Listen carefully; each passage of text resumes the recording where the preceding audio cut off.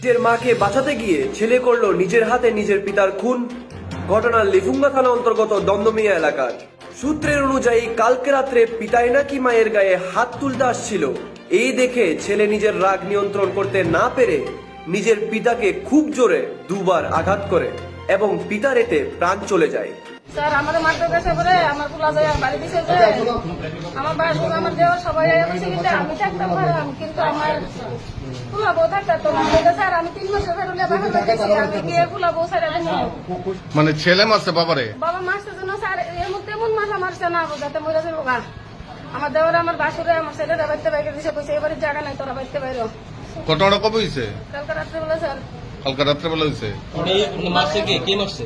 মারছে বলতে আমার মারছে পরে বাবুজন আমার মারছে দুইটা বাড়ি দিছে আপনার ছেলে কি নাম? আপনার ছেলে সুমন বিশ্বাস।